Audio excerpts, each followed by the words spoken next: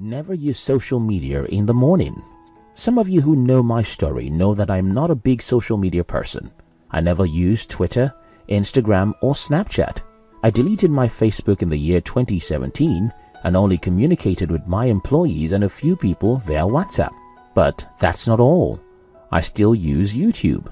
While I don't consider YouTube a social media per se because of the millions of highly educative videos right here, the fact is that there are so many comedy skits and cat videos that can take away your 3 hours before you know it.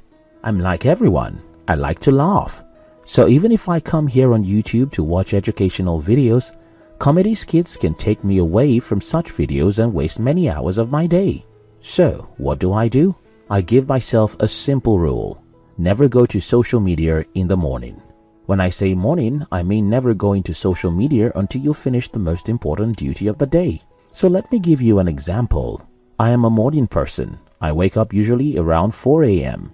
What I do is very simple. I focus the first 6 to 8 hours of my day on the most important thing I have to do in the day. Those 7 hours are the most precious in my life. My children and wife are asleep for the first few hours. Most people in the world don't call or text you in the morning, and your energy level is at the highest. If you can invest those precious hours religiously, you can get more done in a day than most people would in 3 days. And when you think about the compound effect of that in a year, you won't even believe it. Now, let me make something clear here.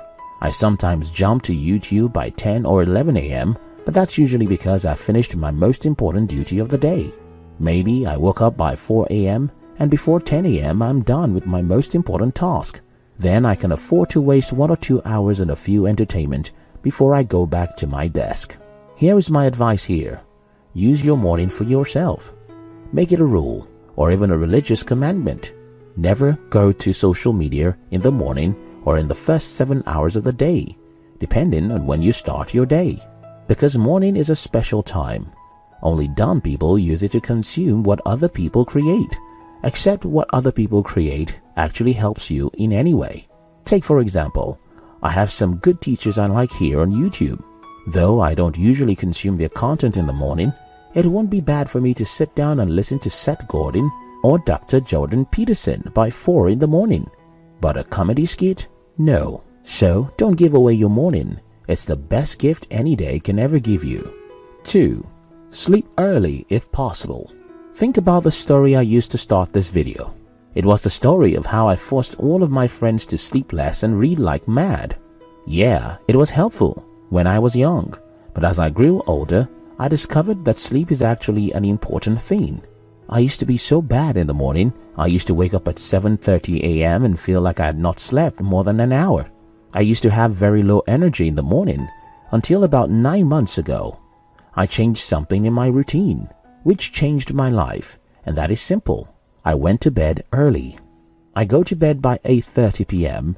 and hope I can catch up with sleep before 9:30 a.m. This rule is so important to me that about 2 weeks ago, I had a visitor I respect in my home and I knew he needed us to talk till middle of the night.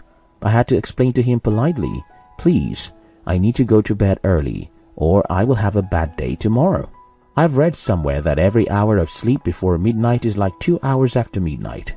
I don't know how scientifically true that is, but from my experience, every hour I sleep before midnight is as good as 3 hours after midnight. For example, if I go to bed by 12 a.m. and wake up by 7 a.m. or go to bed by 9 p.m. and wake up by 4 a.m., those are the same 7 hours, right?